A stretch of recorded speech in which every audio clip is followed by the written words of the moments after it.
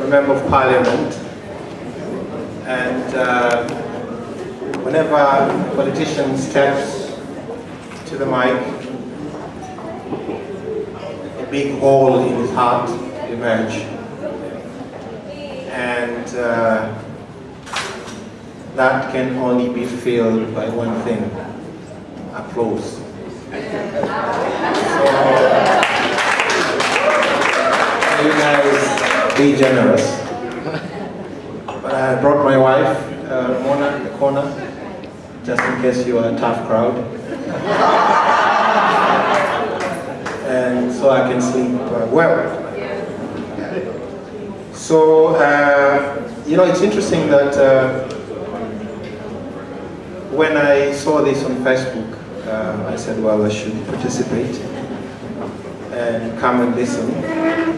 But today we have orientation of new members of parliament at Bongo Plaza, and we're getting paid for each day. And it is called a sitting allowance. I think they should change. You can't be paid, you can't be given an allowance by sitting. It's embarrassing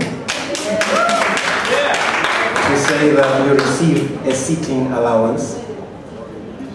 So then I was bored and I started scribbling something. It may or may not be relevant to the event, but let me read it. It's a letter to my fathers. Letter to anybody old enough to be my father. Okay, letter to my fathers. Well, because you have not been listening to me, I've decided to write to you so that my children's grandchildren may know that you and I were not made of the same cloth. I have a lot of bones to pick with you, but the bottom line is this. You have failed to realize the mission of your generation. You have failed to inspire my peers to greatness, and now you want to drag me into your schizophrenia, the insecurities, the dwarfed ambition of your generation. I do not understand why you have not managed to be as selfless as your father, who continues to inspire me even though I haven't met him. I'm disappointed because, not because you have not set the conditions for my kids to be astronauts, but because your greed, your narcissism, your hypocrisy are setting the conditions for me to be cynical. I do not expect you to build a space program, but the least you can do is hand over the country to me in one piece, and I'll take it from there. But for that to happen, I have to say something. So I write to you to say enough. Enough with your obsession with being vindicated at all cost.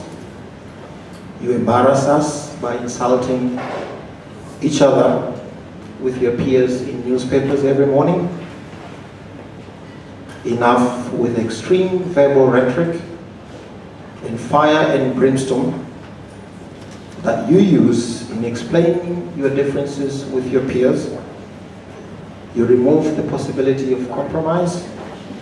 You corrode the hearts of some of us who are obsessed with reason. Enough with licking the boots of those owning the media. You bestow the legitimacy to shadowy figures with questionable moral rectitude. Enough with your daily proclamations that you are clean, that you are for justice, while we know that what you own and what you have could not have come from your legitimate income. While we know that you took a concubine.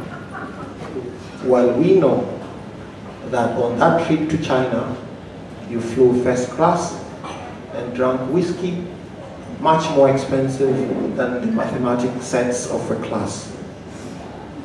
Enough with your habit of theatrically and hypocritically hugging and laughing with a peer we all know you detest. We don't understand it. Enough with your reliance on false crutches of witchcraft to ostensibly brighten your face, sweeten your tongue, and neuter your adversaries.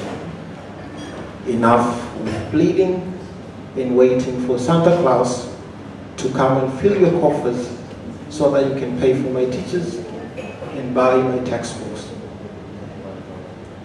Of course, we see some things that you have done: more roads, more clinics, more skyscrapers, bigger budget, bigger parliament, free and frenzied media. But then, these are managerial staff. What about the staff of leadership? Community, society, arts, culture, truth. Enough with everything. Enough with your love for ambiguity. Enough with your distaste for clarity. But before I go, I want you to help me with a few things. Why did you get Tanzania to be called an experiment? You embraced multi-party at one point, then dropped it, then adopted it again. You embraced capitalism at one point, dropped it, and adopted it again. You changed the curriculum in the past. At one point, you dropped history and geography, the essence of self-knowledge and knowledge about the world. You even dropped chemistry and physics in schools, the essence of conquering the frontiers of the unknown universe.